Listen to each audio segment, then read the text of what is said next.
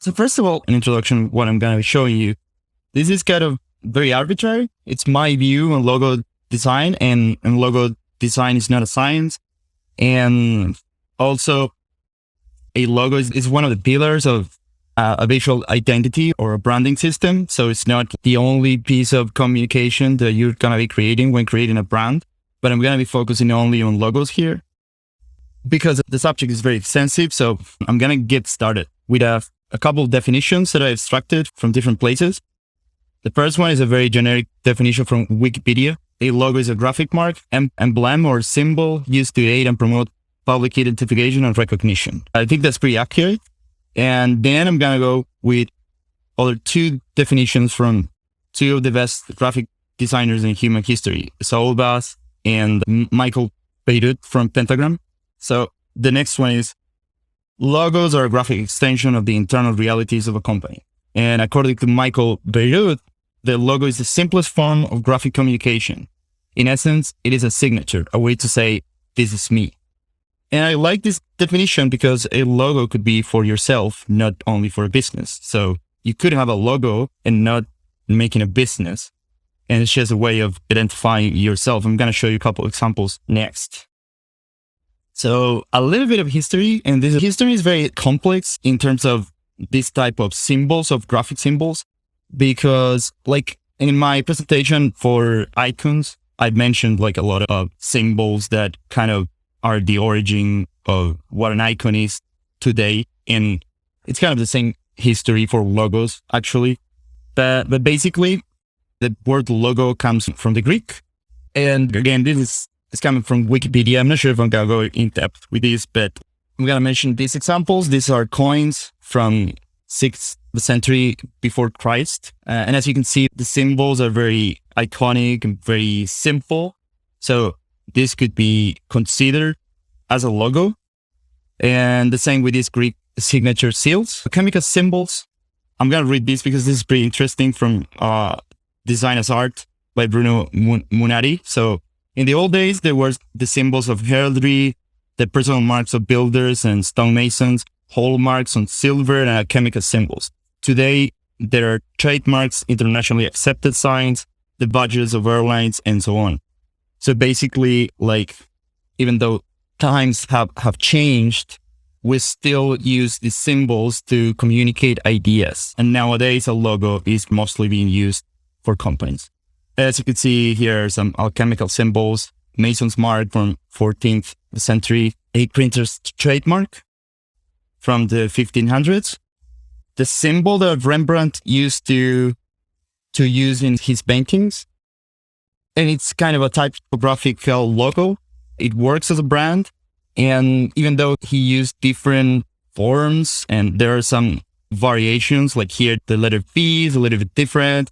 Here, he only uses his initials, but the R is the same. So it's basically kind of a brand that he uses for himself.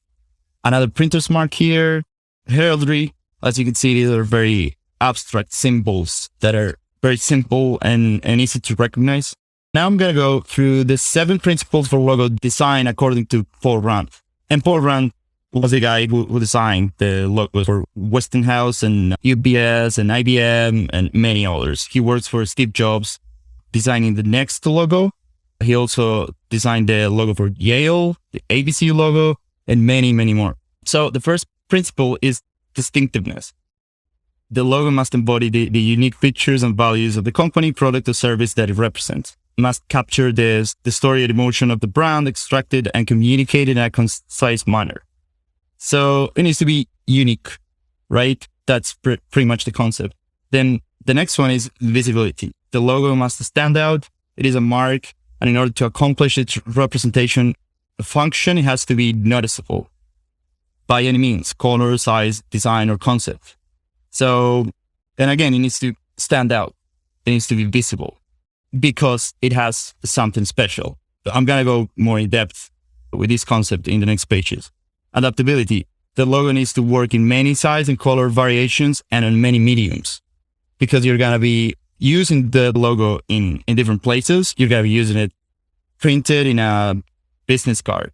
You're going to be using it embroidered in a hat. You gotta use it like super, super small on the internet, maybe in a footer in a website, and so on. So it must be versatile and adaptable. The next one is memorability. The logo must have a special ingredient that makes it stay in people's mind. Going for particular features and staying away from cliches is a must. Memorability helps the user connect to the brand. And this is pretty much connected with distinctiveness, because you're going to remember the logo because it is distinct and it feels unique. Universality. The logo must transmit the message that it embodies to a large group of people. It does so by following universally accepted symbols or visual language principles. I don't know if you remember this, but when I made a presentation for icons, I mentioned that it's really hard to have a set of conventions that work all over the world, but still we have some symbols and some meanings are kind of easy and understand in any part of the world. So we need to we need to try to reuse those symbols that are known by pretty much everyone in the world when creating a logo. Simplicity. The design of a logo must be simple, concise, accurate, and balanced. It must be produced by the repeated process of distillation of an idea. And I'm going to go more in depth with these two. Here are some logos from Saul Bass. Everyone knows these logos, and they are excellent because they kind of are respecting all of these principles. They're following all of these principles. So they work at any size. They are easy to remember. They are easy to recognize. You can use it like in any medium.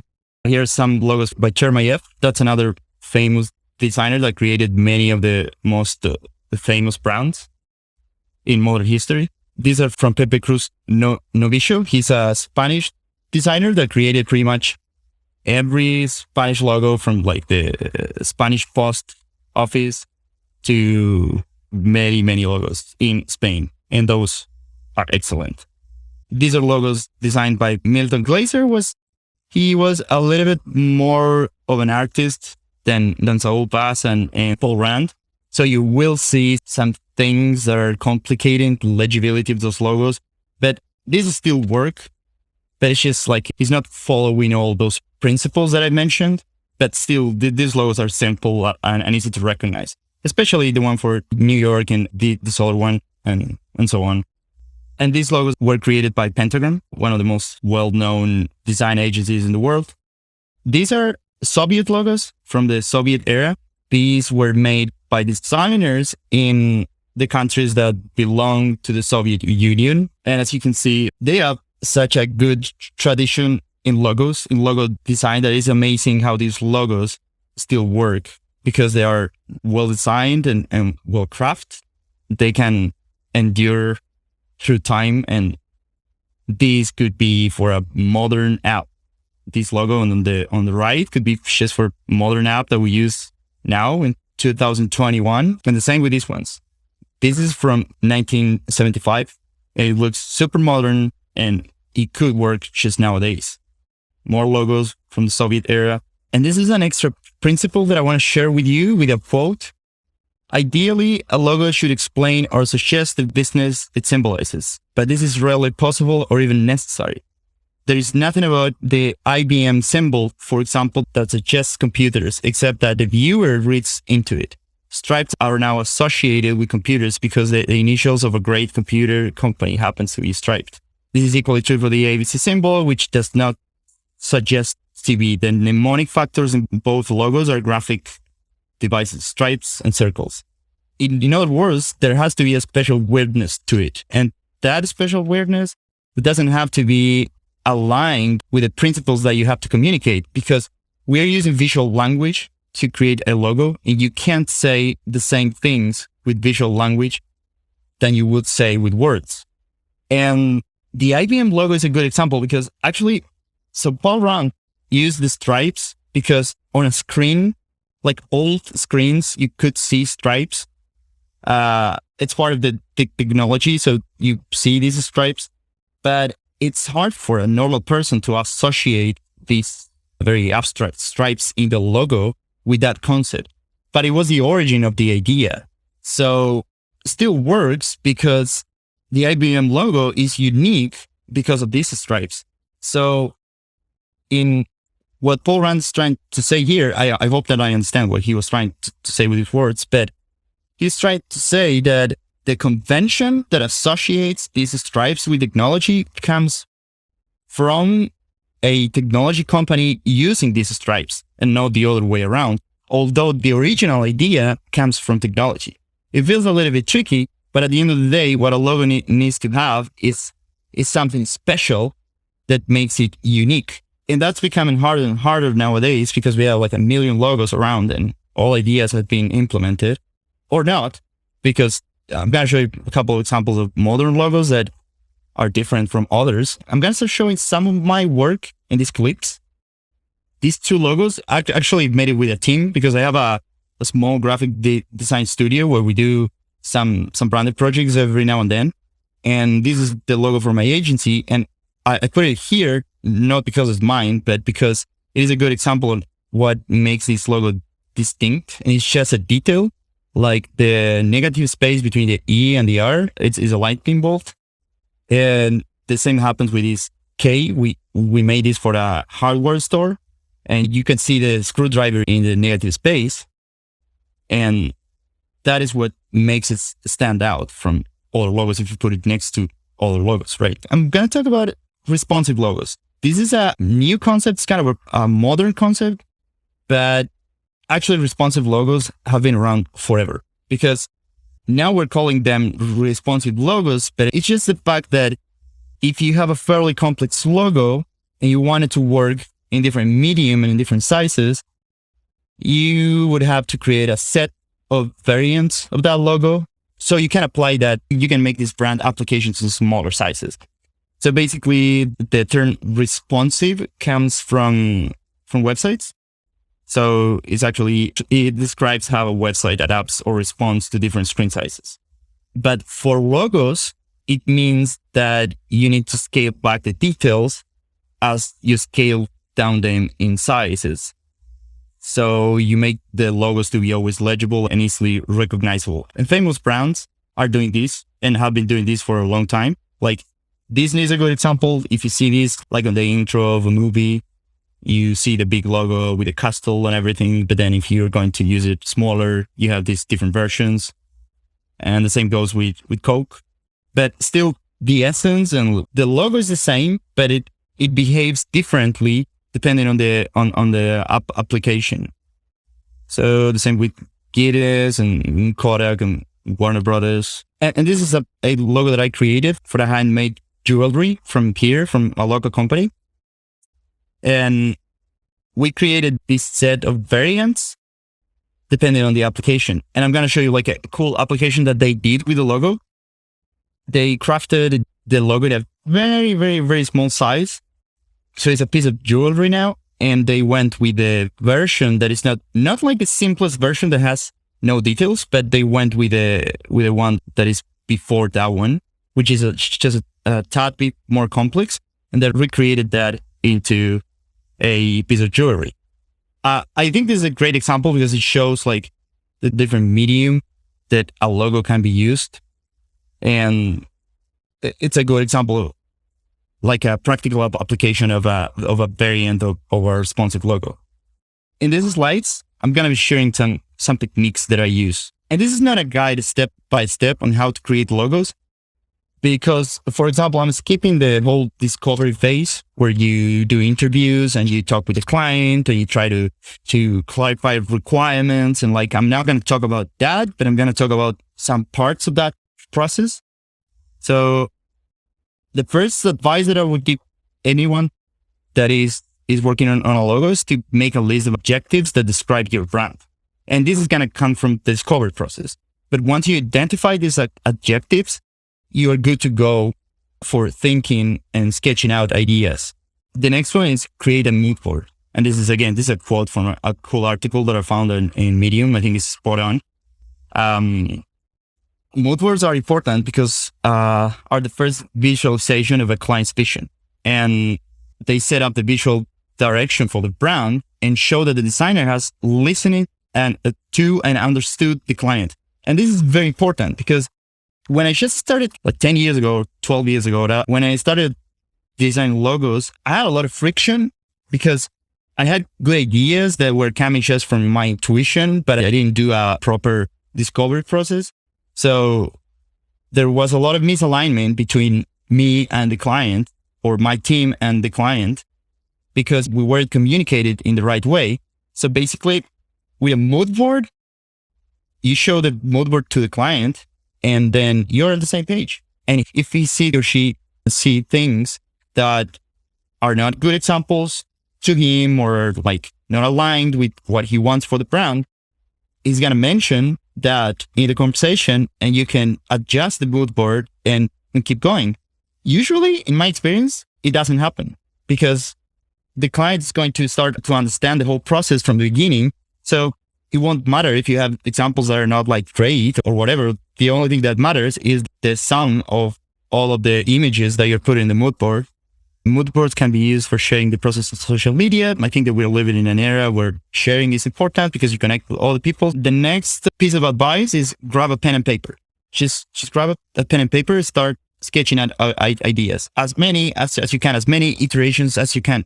I have like the pages full of these quick sketches, and they won't be perfect, and they shouldn't, because these are just sketches, and you're not trying to be perfect. You're trying to express yourself and validate ideas that in your mind might be feasible, but once you try to put it on paper, they won't work. That happens a lot. So this is a good exercise, and not only to validate ideas, but to learn beforehand what could and couldn't work.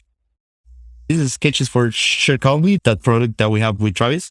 I'm going to show you sketches from Paul Round when he worked on the next logo for Steve Jobs. And as you can see, these sketches are not good, right? I mean, these are good as sketches, but not good as logos or as illustrations. These are just quick and dirty sketches that Paul Round did to validate ideas and to try out different concepts. And he even used this piece of paper. Who knows what this was? Maybe a paper bag from his lunch or something. It's just sketches are sketches. And I'm saying this because I used to teach typography and packaging design in a local design school, and I was a student myself. And I saw how a lot of people don't want to do sketches because they think they don't know how to draw. And that's not the point. You don't even have to know how to draw because these are sketches. And I kind of encourage everyone who wants to create something, a logo, a poster, even a product, to just go for it. Just grab a pen and a piece of paper. Then the next one is always design in black and white. Designing a logo in black and white ensures that it will be reproducible in any medium. It's easier to design a color version afterwards, but it doesn't usually work the other way around. If you start complex, then that logo is not a good logo because you can't get rid of the details that you already added because it won't be the same thing. So here are a couple of examples. The Apple logo, brand application, even with a light, with a LED light beneath it or behind it, and then the New York logo in a cap and the Batman logo in the suit. So these are just famous examples.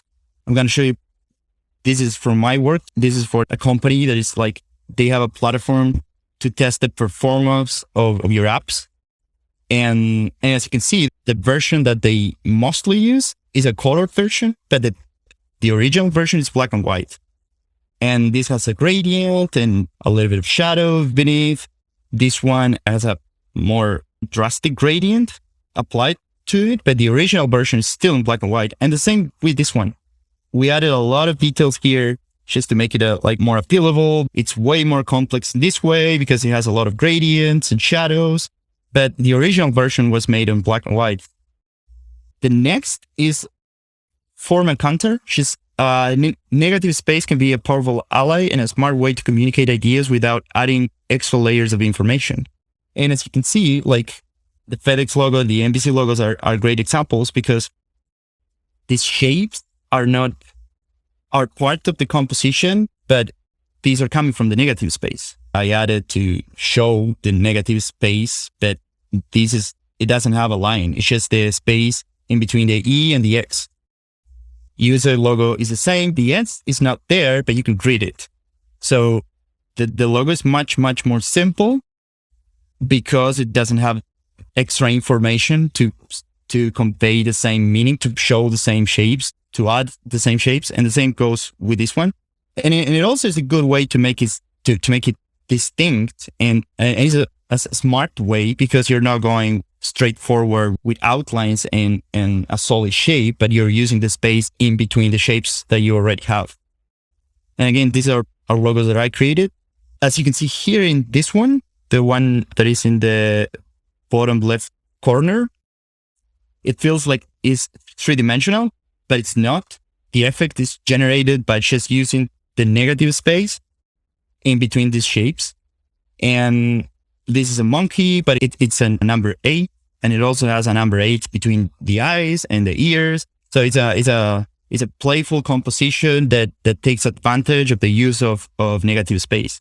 Same goes with this one. You can see here, like in the contour of the letter K, how we introduce these shapes. And the same goes here. These squares are not squares; those are holes. So it's again negative space in the letter. Another thing that I use very often is the amalgamation of concepts. So a good approach that often works is to amalgamate concepts in a cohesive manner, finding concepts that can be represented with a graphical symbol and merge them into one graphic mark. Usually it can work if you do it in the right way.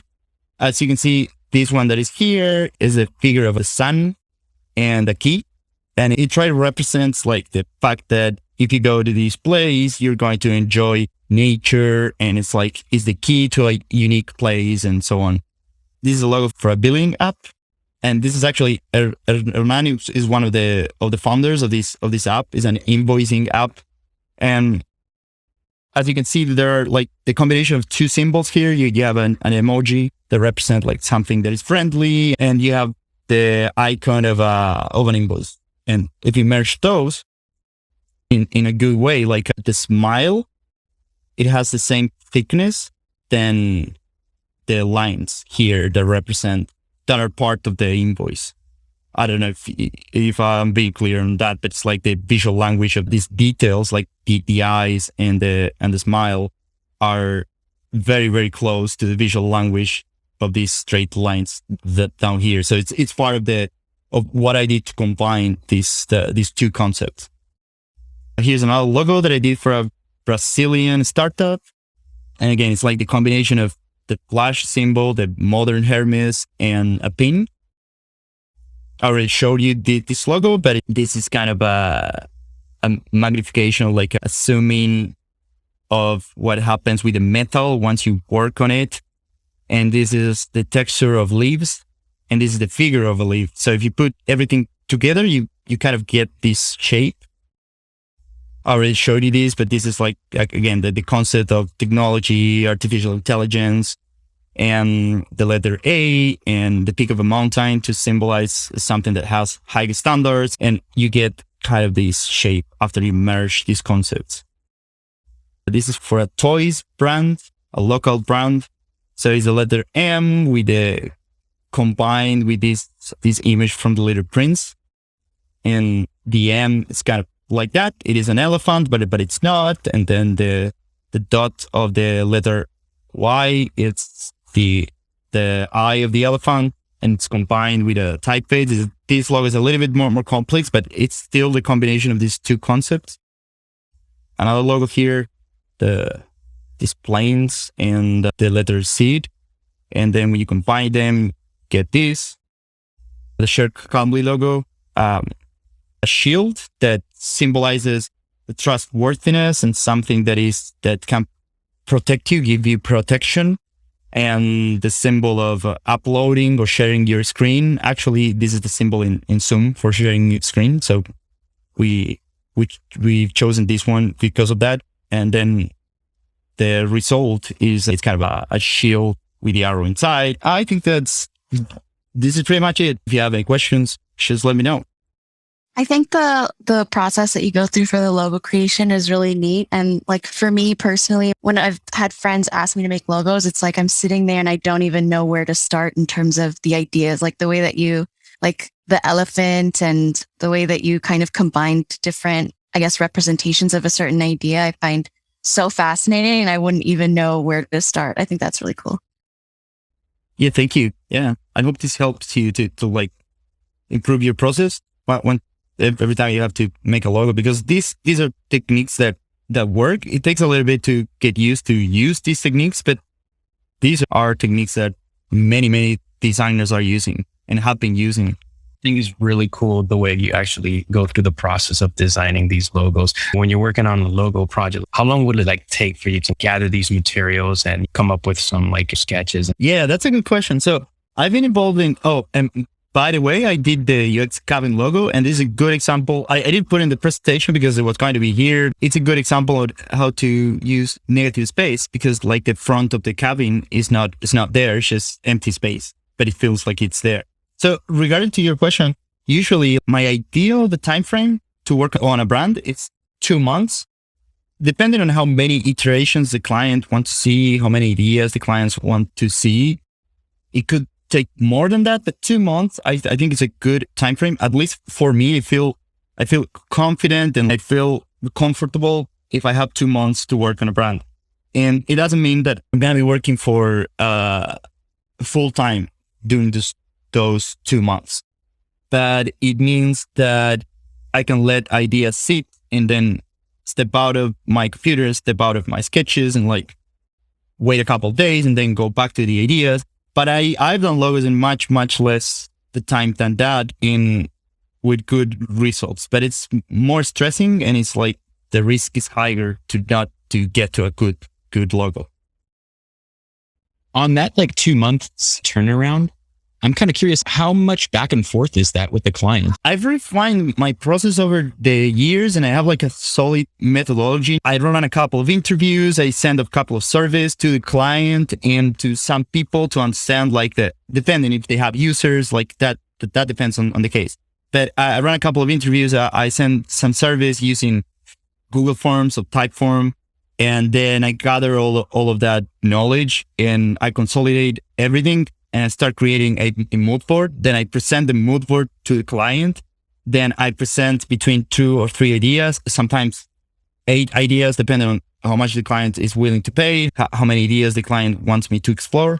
Then after presenting those ideas, I go for another round. We're trying to refine that idea with a couple of iterations of that idea. Then we choose one.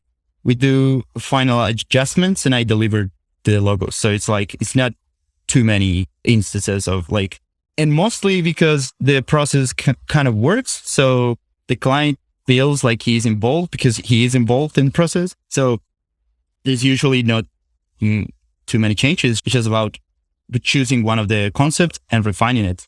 Matias, did we, if I'm remembering correctly, did we first meet because I was looking for a logo designer, or was that our first engagement together? Yes, exactly. Where did we sort of meet each other? That is like the team that it was from Rob, that guy that has like a marketing thing for designers. That's crazy. I remember that now. I know. It was a small assignment and you had a couple of sketches already from another designer, and those were like more like illustrations, but not a logo. And then I did a couple of iterations on those, and then I created this one and you loved it, and that's it. We had a logo. And then all of a sudden I found out that Matias also did UI design, and then it was off to the races from there. Exactly, yeah. How have you dealt with the situation where maybe somebody approaches you, asks for a logo, and they have maybe some mismanaged expectations as to like how long it takes, like the process to develop a logo? So when you tell them like how much it might cost, they don't like that. How do you kind of get the client to understand that process? Yeah. What I do now, I have a template with like my process is listed there. I have all the details around the process so they can see, like, at least they see a PDF with a couple of pages where you see that this involves a process. It's not just I'm going to send you an illustration, a small illustration in a PNG file. But at the same time, that's not always enough because there are two types of clients. One is the one that see value on this, and that's the client that you want to work with. And then you have the type of client that don't see value in this, so it's not an actual client. And that's why I don't do too many branded projects for several reasons. Like it's really demanding in terms of creative energy. I wouldn't like to be doing this like every day of my life. I want to do it like every now and then because it demands this type of very unique creative energy that we all have in our cores, and it's finite. I don't think that you could do this like as many times as you want. So, and also if the client doesn't have the budget to work on the project, just it's not a client for me. But I do understand that if this is what you do, like in the case for many people that they do this for a living, they might not always find the right clients and they have to do the work anyways. And yeah, you might have to sacrifice quality, but I don't like working like that. And that's why I pay my bills with other stuff. Like I do product design, which I think it's a different story. And it's like in the industry, the salaries are much higher and you work in teams where they understand what is the value of your work and all that. You said that you kind of let people know upfront what it requires, and then that kind of gives that understanding. And if they still don't get it, you just kind of pick and choose which clients you actually want to work with. Yeah. Okay. And actually they're going to say no anyways. So you're not even picking the clients. Like you're sharing a quote and a plan. And if they don't agree with it, they are going to say no themselves. To add a little bit of color on top of that, I think Matias is totally right. There's two types of clients, basically. Those people who see it as a cost and those people who see it as an investment. And I think it's the exact same in like web design or app design or anything like that. I was going to say, Matias, the creative energy definitely, like that takes a toll on you. Like I don't know anybody that can do that every single day. We don't have, it's not infinite, that type of energy. Like we can have a lot. I think that we have a lot, but we gotta be wise on how we use that energy. Right. Well, it definitely takes a toll.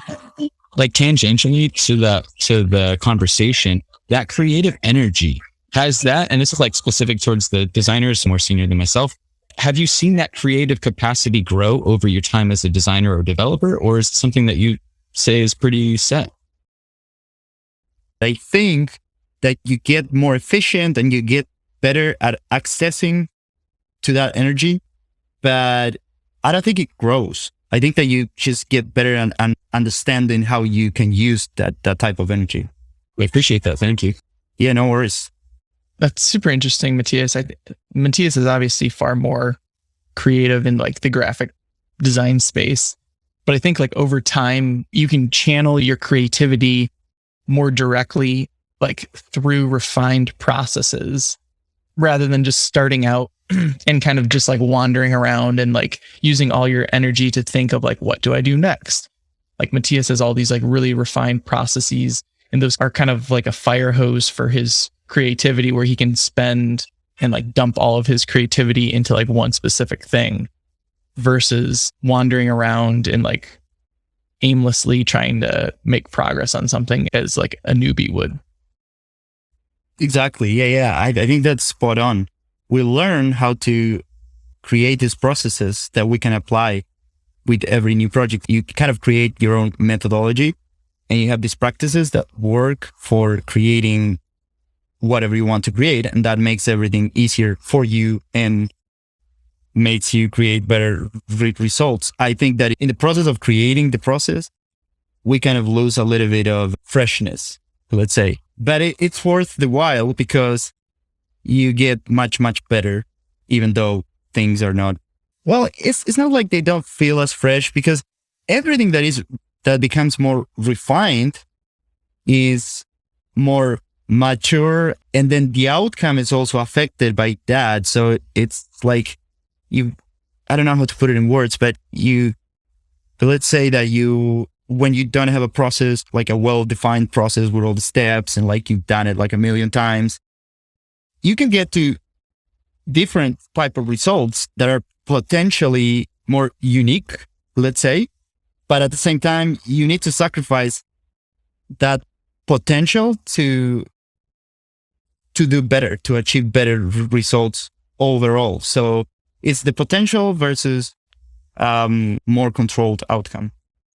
Just one last thing. If I wanted to get started, for example, as a hobby to develop designing logos or perhaps even icons, what would be the best starting point for someone like me who has no skill? What would be a good way to start? Like, I would say just try to buy or download as many books as you can from the greatest designers and agencies, especially from 70s, 80s, and 90s, and try to absorb as many logos as you can in your retina and your brain. And after that, after getting familiarized with the visual language by just looking at these logos, maybe try to do some exercise, like try to apply these processes to create like fake brands or work for brands for people that you know, like small businesses that from people that you might know or something like that. But I think it's like super, super important to look at great logos. Like I can't work with a pen and a paper. That's it. I need to take inspiration from previous logos, and I need to look at many, many, many logos. And without that, I can't make logos. So I think that's kind of my first piece of advice. Well, thank you so much, Matias, for sharing all of your tips and tricks and the education on the history of logos as well. That was really interesting and cool. Thank you, Beth. And thank you everyone for being involved and asking questions and starting a conversation.